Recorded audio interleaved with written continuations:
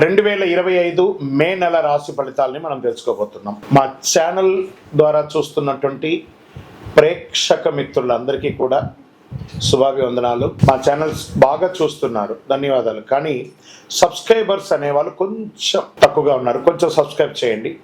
ఈ పక్కనున్న bell button కానీ మీరు కొట్టేస్తారనుకోండి, మా ఛానల్లో ఉన్నటువంటి అన్ని కార్యక్రమాలు కూడా మీకు వస్తూ ఉంటుంది, మీరు చూడొచ్చు. మీకు ఉపయోగపడే విషయాలు చెప్పడం జరుగుతుంది. కమింగ్ టు జాతకం. జాతకం అనేది పడుతున్న వర్షానికి ఒక గొడుగే, జాతకం జీవితం కాదు. మేము చెప్పే ఈ రాశి ఫలితాలు గోచార గ్రహస్థితులను దృష్టిలో పెట్టుకొని చెప్తున్నాం.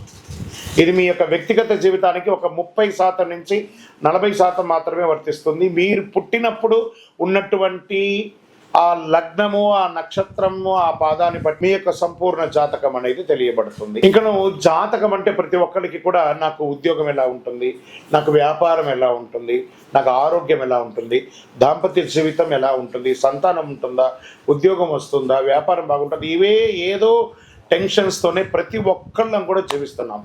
దానికి ఉపశమనంగా ఈ మాస ఫలితాలని ప్రతి మాసంలో కొన్ని గ్రహాలు మారుతూ ఉంటాయి కాబట్టి ఆ గ్రహాల యొక్క గమనాన్ని దృష్టిలో పెట్టుకొని అన్ని వర్గాల వారిని దృష్టిలో పెట్టుకొని ప్రిడిక్ట్ చేయబడిందే ఈ మాస ఫలితాలు.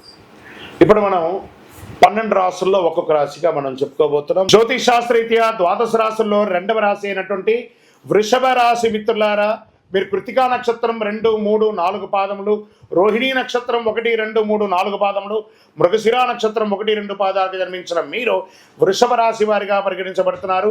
ఈ మే నెల మీకు శుభాశుభ ఫలితాలు ఎలా ఉన్నాయి అంటే, చాలా సహనంగా ఉండాలి. మిశ్రమం కంటే కొంచెం ఎక్కువ ఉంటుందని చెప్పచ్చు. బృహస్పతి నెల మొదటి భాగంలో మొదటి ఇంట్లో మరియు ద్వితీయార్థంలో 2వ ఇంట్లో ఉంటారు. రవిగ్రహం మిశ్రమ ప్రభావం చూపిస్తున్నారు. గురువు మకర రాశిలో వెళ్తున్నారు. అష్టమాధిపతిగా గురువు ధనస్థానంలో ప్రవేశం. మే 6 నుండి లాభంలో ఉన్న బుధుడు వ్యయంలోకి మారుతున్నారు. రాహుకేతువులు మిశ్రమంగా ఉన్నారు.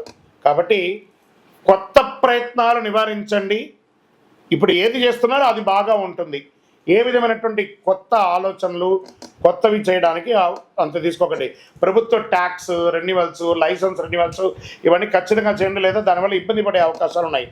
భార్యాభర్తలు మీ మధ్య ఇతరుల జోక్యం లేకుండా మీరే సామరస్యంగా పరిష్కరించుకోండి. ఏదైనా బంధువులతో సమస్యలు ఉన్నా పట్టించుకోకండి, మీ పని మీరు చేసుకుంటూ వెళ్ళండి. మీ తండ్రి వర్గం వారికి ఆరోగ్యాన్ని కాస్త చూసుకోండి. సమాజంలో ప్రముఖులైనటువంటి వ్యక్తులతో పరిచయాలు అవుతాయి. వారి ద్వారా ఆర్థిక లబ్ధి కూడా పొందే అవకాశాలు బాగా ఉన్నాయి. వ్యాపారం చురుకుగా ఉంటుంది. ప్రభుత్వం నుండి రావాల్సినటువంటి యొక్క సబ్సిడీస్ కానీ అనుమతులు కానీ ఏదో రకంగా ఈ నెల ముగిసిపోతుంది. కొన్ని సమయాల్లో కస్టమర్లు అసంతృప్తిగా ఉన్నా వారితో మృదువైనటువంటి మాటలు మాట్లాడి నెరవేర్చుకోండి. ఉద్యోగం చేసేవారికి అది మహిళలైనా పురుషులైనా ఉన్నతాధికారులు ప్రశంస పొందక తప్పదు. మీరు కోరుకున్న ప్రమోషన్స్, ట్రాన్స్ఫర్స్ వచ్చే అవకాశం జూన్ నెల తర్వాత ఉంటుంది. నూతన ఉద్యోగం కోసం ప్రయత్నం చేసే వాళ్ళు గెట్ రెడీ. మీకు మంచి ఆఫర్ లెటర్స్తో ఉద్యోగాలు రాబోతున్నాయి. విదేశీయ ఉద్యోగంలో ఉన్నవారు, అమెరికా లాంటి విదేశీయ సంస్థలో ఉన్నవాళ్ళు, మీరు పడుతున్నటువంటి మానసిక క్షోభ అతి త్వరలో తొలగిపోతుంది. డోంట్ వరీ, మనోధైర్యంతో ఉండండి. కుటుంబాన్ని నిర్వహించే మహిళలు ఎటువంటి సమస్యలు ఉండదు. అవసరమైన ఆర్థికమైనటువంటి సపోర్ట్ బంధువుల ద్వారా, అన్నదమ్ముల ద్వారా కూడా వస్తుంది. శారీరక ఆరోగ్యంపై దృష్టి పెట్టండి. వాతావరణంలో మార్పులు చాలా ఇబ్బందులు పడే అవకాశాలు ఉన్నాయి. కళ్ళకు సంబంధించి చికాకులు వచ్చే అవకాశాలు ఉన్నాయి. నీరు కారుతూ ఉంటుంది. విదేశాల్లో చదువుకుంటున్నటువంటి విద్యార్థులకు మంచి మేలు జరుగుతుంది. షేర్ మార్కెట్ మిశ్రమంగా ఉంది. వ్యవసాయదారులకు ఇది చాలా బాగుంది. మీడియా రంగం వారికి కూడా ఇది చాలా మంచి నెల అని కూడా చెప్పచ్చు. ఐటీ రంగం వారికి కరెక్షన్స్ జరుగుతున్నాయి, జాగ్రత్త. రాజకీయ నాయకులకి ఇది మిశ్రమం, కాస్త జాగ్రత్తగా బిహేవ్ చేయండి ప్రజాక్షేత్రంలో. మే నెలలో అదృష్టమైనటువంటి రోజులు 1, 4, 7, 9, 13 ఈ రోజులతో మీకు కలిసి వస్తుంది. అదృష్ట సంఖ్య 5 మరియు 7.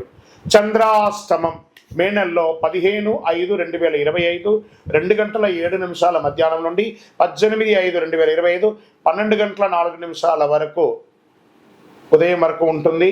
చాలా జాగ్రత్తగా ఉన్న ఈ 2.5 రోజులు సంతకాలు పెట్టినా, ప్రయాణాలు చేసినా, ఏ విధమైన నిర్ణయం తీసుకున్నా జాగ్రత్తగా తీసుకోండి. సరే, ఏ పరిహారం చేస్తే బాగుంటుంది?